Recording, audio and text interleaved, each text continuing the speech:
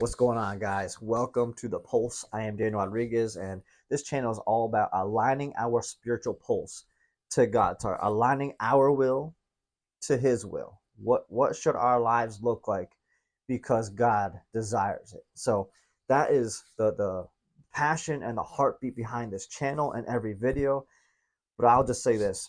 I did not plan on doing this video. This was not like on the list of videos I want to do. This is not on my top priority list. This is not a part of the series I'm currently in. Um, but seeing that we're in this election season, we're literally a day away from, if you're in the United States, we're a day away from election day where everyone is going to go vote. Well, everyone that chooses to vote. And so it's just been heavy on me. I'll just say this, I'm not heavy into politics, and I don't put my opinions out there that much. If I'm asked, sure, I'll answer a question, but I'm not very vocal or passionate about politics and candidates and stances on this and that.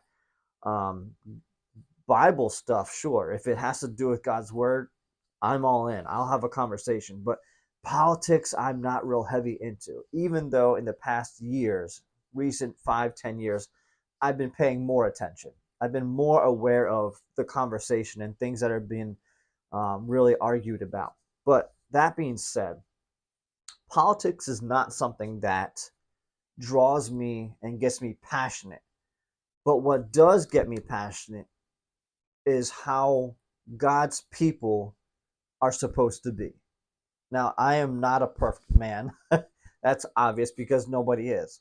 I am not someone that um, tries to just throw out, hey, you need to do this because I've done it. No, but we're all to be learning and growing from God's word. We're all to be as Christians, and this is mostly focused to my fellow believers, fellow Christians. If you claim to be a Christian, you're who I'm talking to. Even though, hey, if you stumbled on this video, maybe you can see a Christian perspective, hopefully a biblical mindset that a believer should have, especially in this political divisive season that we're in. And so I just felt led, as much as I don't really want to. This is not my forte. This is not my passion to talk about politics, but I am passionate about talking about who we're supposed to be in Christ. Who are we to be? What is our identity in Christ? What does He call us to do? And how are we called to act? I think that's pretty important. And so, especially in this season, full of emotions and passionate stances and candidates that we're rooting for, candidates that we're rooting against, all these stances, it's pretty important that we don't lose our identity. And so I just felt led, and I kind of desire to kind of throw my 2 cents out there and pray that somebody maybe gets reminded of godly wisdom and just, all right, who are we to be in the middle of chaos? And if you follow me on Facebook, I think maybe Instagram too, I might have put out a couple posts just to like, hey Christian, remember this. Like, hey fellow believer, don't forget this. Like, don't forget the Bible says this. Like, that's pretty important. Um, but I felt like, let me do a quick video. Let me just share a couple thoughts. Two main thoughts I think that every Christian needs reminded of, especially in a season like this where it's just full of divisiveness and division and chaos and passionate people being passionate about their stances. But let's not forget who we are. And so, first off, I'm going to steal a quote. I'm going to steal something that one of my favorite YouTubers, one of my favorite fellow Christian YouTubers, has said several times surrounding this area. And I'm just going to say Kurt Kennedy. He is, man. Find him, follow him, support him. He's awesome. But he said this the other day: vote your convictions. And I'm just speaking to those, if you are voting. Hey, if you don't vote, no shame on you. But if you vote, here's some words of wisdom. Vote your convictions, but don't lose your convictions over a vote. Let that sink in, ponder over it, pray about it, and just walk forward with that wisdom, because let's not lose ourselves because we're passionate about a candidate, a party, um, policies, whatever, let's not lose our convictions over the vote that we're giving. Use your convictions to make your vote and let it be that. I think that's just a good godly wisdom to go forward with. But um, what I want to do is remind all Christians of two really major keys and elements that Jesus talks about. So let's go to the book of John. And let's just be reminded. Let's just, hey, you know what? Let's take a break. Let's take a pause from whatever stance you might have, whatever fight you're fighting, whatever party that you're representing, whatever opinions that you are so passionate about. Awesome. I think that's great that people find things that they are passionate about if it's based in God's word. Awesome, cool. Be careful how you do it. But hey, I think it's important sometimes let's take a pause. And let's just be reminded and reset who we are, our mindsets, because what's going to happen in the next few days, weeks, months, really, but especially right now, right in the thick of it, we need to be careful of our responses. We need to be aware of and be careful the conversations you're going to find yourself in, the reactions you're going to have, and your responses to things and people. So before that all happens, or maybe you're finding yourself right now and like, hey, you know what? Maybe I'm not responding well. All right, let's pause and reflect and be reminded. Let's go to the book of John, chapter 13. We're going to start and just look at two pretty crucial passages that Jesus talks about. John chapter 13. We'll start at verse 31 and go to 35. So let's just listen. Let's listen to what Jesus says. When he had gone out, Jesus said, "Now is the Son of Man glorified, and God is glorified in him. If God is glorified in him, God will also glorify him in himself, and glorify him at once." Verse 33, "Little children, yet a little while I am with you. You will seek me, and just as I said to the Jews, so now I also say to you, where I am going, you cannot come." He's obviously preparing for Jesus leaving the earth. And so he's preparing his disciples for that, for when he is not present on earth anymore. And so that's what we're walking into right now. Preparing the disciples for what this will be like and how you should be while Jesus is gone. Awaiting his return, who should you be? And so let's go on. Verse 34. "A new commandment I give to you, that you love one another. Just as I have loved you, you also are to love one another. By this, all people will know that you are my disciples, if you have love for one another." We know this. You've probably heard it a million times. If you are not a baby Christian, I hate that term, but if you are not new to church and the Bible, you've heard this a million times. We cannot be reminded of that enough. The fact that we will be identified, I always call this passage like one of the identifiers. How you will be identified as a disciple is your love, is your love for one another. That will be tested, that will be demonstrated, that will be seen and observed by outsiders. So the love that you have for one another, does it identify you as a disciple of Jesus Christ, a disciple, a follower, a reflector? Like, are you reflecting Christ's love for one another? Can you be identified by your love for one another as a disciple? Pretty important. I just want to throw out a couple reminders. So we're going to jump a little bit forward to John chapter 17, and you might see where I'm heading here. Pretty important, pretty crucial, and not it's very well-known passage. We're going to look at John chapter 17. I'm going to look at probably verse 11, a good chunk of scripture here. but Jesus' words, and I pray that you hear the heart of Jesus. Like he really kind of throws out his heart as he is talking to God the Father. He is praying to his Father. It's important for us to be reminded what he prayed.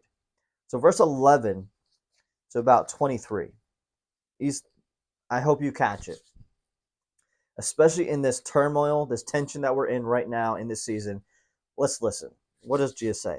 And I am no longer in the world, but they are in the world. And I am coming to you. Holy Father, keep them in your name, which you have given me, that they may be one, even as we are one. Crucial statement right there. I'm going to reread it. That they may be one, even as we are one. He's talking to God. As we are one, that they may be one. Verse 12, while I was with them, I kept them in your name, which you have given me. I have guarded them, and not one of them has been lost except the son of destruction, that the scripture might be fulfilled. He's talking about Judas. Verse 13, but now I am coming to you, and these things I speak in the world, that they may have my joy fulfilled in themselves. I have given them your word, and the world has hated them because they are not of the world. Crucial key statements that Jesus makes here, that they are not of the world, just as I am not of the world. There's a reflection here. We're seeing a connection that we are to reflect Jesus. He is not of the world. We are not to be of the world. He is one with God. We are to be one. Verse 15, I do not ask that you take them out of the world, but that you keep them from the evil one. They are not of the world, just as I am not of the world. Verse 17, sanctify them in the truth. Your word is truth. As you sent me into the world, so I have sent them into the world. All these parallels. Verse 19, and for their sake I consecrate myself, that they also may be sanctified in truth. I do not ask for these only, but also for those who will believe in me through their word, that they may all be one, just as you, Father, are in me and I in you, that they also may be in us, so that the world may believe that you have sent me. I need to repeat that. Verse 21, that they may all be one, just as you, Father, are in me and I in you, that they also may be in us, so that the world, here's the why, here's the biggest why he says that we're to be one, so that the world may believe that you have sent me.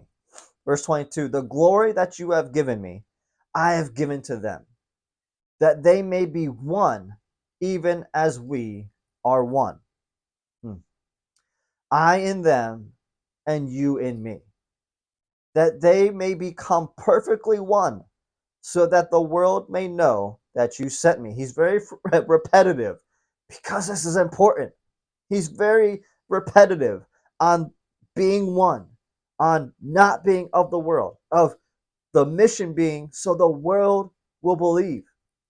Man, let me start back at 23. I in them and you in me, that they may become perfectly one, so that the world may know that you sent me and loved them even as you loved me. I'll stop there. I encourage you, keep reading. I just wanted to remind somebody. I wanted to remind all of us who we are in Christ. Don't lose yourself because of politics, because of your stance, because of the party you represent, because of your passions, your opinions, maybe some great things, but don't lose how you respond to people. Don't lose yourself because of your vote. Remember, we are to be one, because here's what's happening is even division in the church. There is no church that every congregant, every person in that church body, believes the same things or has the same stance on politics. So the church is so easily divided as soon as they hear that, you're voting for them, like that's who you want. Like it's arguments as soon as possible. Or we got good at, okay, I won't say anything, but in my mind, I don't see that person the same. I can't stand that person anymore. I don't know if I can respect that person anymore. I don't know if I can see them the same. I don't know if I see that they are a reflection of God. That's sad. The fact that in politics, even in church, in the body of Christ, we can see somebody not the same anymore or not a reflection of God. We're image bearers of God. But because of politics, our mindset of somebody has twisted and been corrupted. That's sad. So we're to be one. See each other as one. See each other as a family. We are adopted through Christ because of Jesus' blood. We are adopted. We are grafted into this body, this family of God. And so, yeah, there's divisions in families. There's disagreements. There's things that we don't all get along. The thing is, we are not to be the same, but we're to be one, unified in Christ. And so, how are you seen? How are you identified as a disciple? Your love for one another. And so, my encouragement, my challenge is, even in the mess of politics, the mess of your disagreements with your fellow brother, your fellow sister, maybe even actual blood family, whatever it is, can you still love? And that's a choice. Can you still choose to love?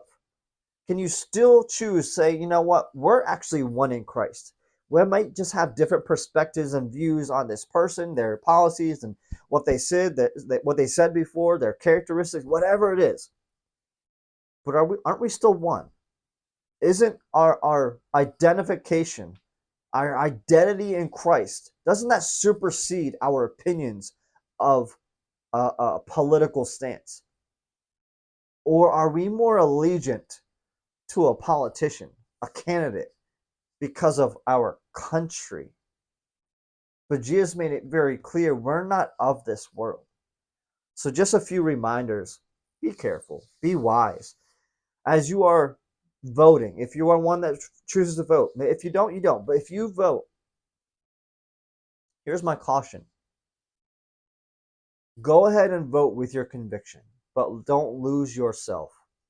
Don't forget that you are reflecting somebody that died for you, that saved you, that washed you, that is sanctifying you, who justified you, and has adopted you. It's just my 2 cents. What do I know? But let's not forget that we are to be one in Christ.